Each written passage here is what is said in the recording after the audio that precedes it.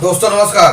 भाजपा ने संसद में एक राष्ट्र एक चुनाव विधेयक पेश करके जहां अपनी पीठ थपथपा रही है, वहीं एक महत्वपूर्ण कदम भी इसे बताया जा रहा है। इस बहुप्रतीक्षित विधेयक का उद्देश्य लगभग 1 अरब मतदाताओं वाले 28 राज्यों और 8 केंद्र शासित प्रदेशों के लिए चुनावी प्रक्रिया को सुव्यवस्थित करना है। इस विधेयक में व्यापक बहस, महत्वपूर्ण रुचि और विभिन्न दलों के विरोध को जन्म दिया है।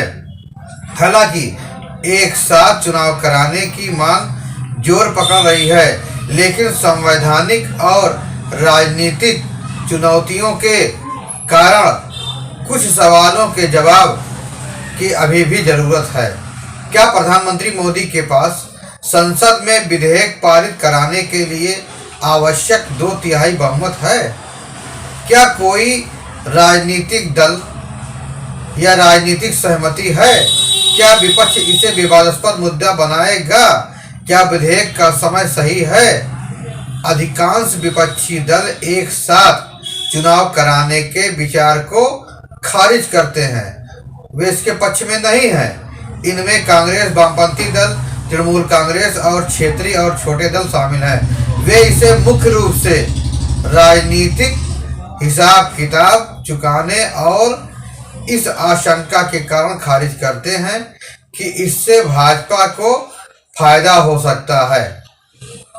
इसी के चक्कर में ये पड़े हुए हैं। पूर्व राष्ट्रपति रामनाथ कोविंद ने पिछले साल एक साथ चुनाव कराने की सिफारिश करने वाली 9 सदस्यीय समिति की अध्यक्षता की और इसे गेम चेंजर करार दिया था। 32 दलों ने इस अवधारणा का समर्थन किया, जबकि 15 ने इसे अस्वीकार कर दिया।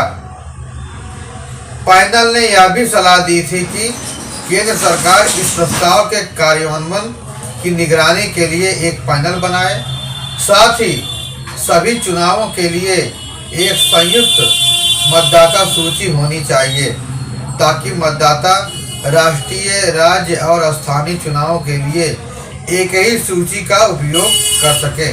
पिछले कुछ वर्षों में चुनाव एक मानक विशेषता बन गए हैं, लेकिन एक राष्ट्र एक चुनाव विधेयक में हमारी चुनाव प्रक्रिया को नया रूप देने की क्षमता है।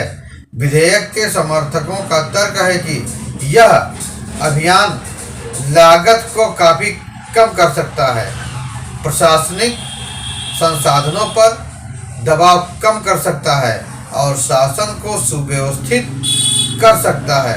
यह अंततः चुनावों की आवृत्ति को कम करके जनता को लाभान्वित कर सकता है। एक ऐसी संभावना जो आशावादी होनी चाहिए। भारत में चुनाव विभिन्न स्तरों पर होते हैं, जिनमें सकल मूल स्तर भी शामिल है। पहला पंचायत है, उसके बाद जिला स्तर है, राज्य विधानसभा है और अंत में राष्ट्रीय स्तर। ये अलग अलग समय पर होते हैं और सरकार इस व्यवस्था को सुव्यवस्थित करना चाहती है। मजे की बात यह है कि यह एक साथ चुनाव कराने का विचार नया नहीं है। ये 1951 से 1967 तक हो भी चुके हैं। विभिन्न सरकारों के समय से पहले बर्खास्तगी और उसके परिणाम स्वरूप विधानसभाओं के भंग होने से चुनाव में देरी हुई है।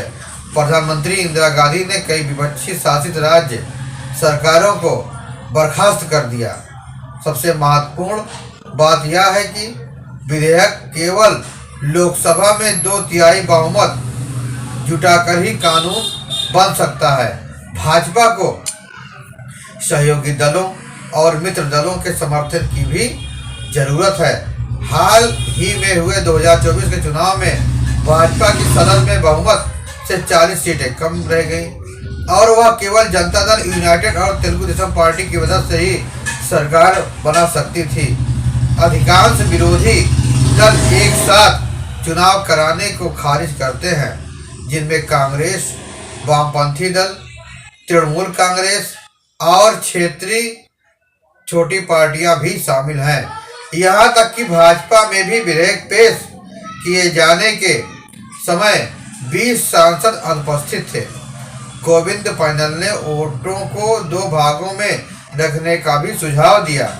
पहला भाग लोकसभा और विधानसभा के लिए होगा और दूसरा भाग स्थानीय समूहों के लिए होगा। ऐतिहासिक रूप से 1952 से 1967 तक पहले चुनाव में एक साथ हुआ करता था।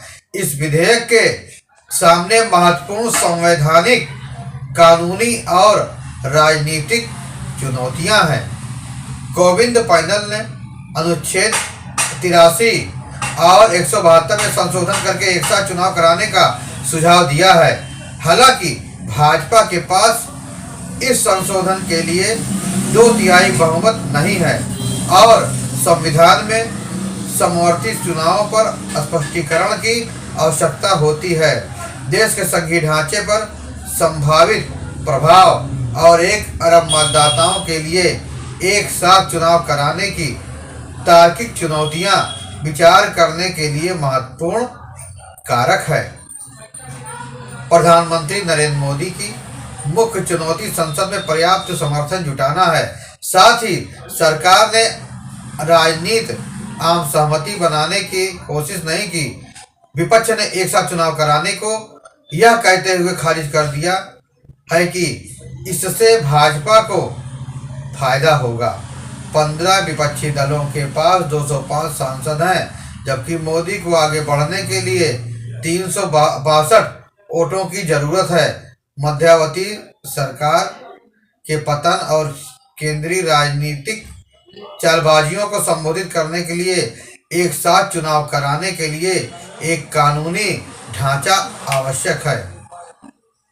एक राष्ट्र एक चुनाव दृष्टिकोण बर्बादी और चुनाव आवृत्ति को कम करता है, इसलिए विपक्ष को इस पर सावधानी पूर्वक विचार करना चाहिए और सार्वजनिक चर्चा के लिए कोई वैकल्पिक प्रस्ताव पेश करना चाहिए।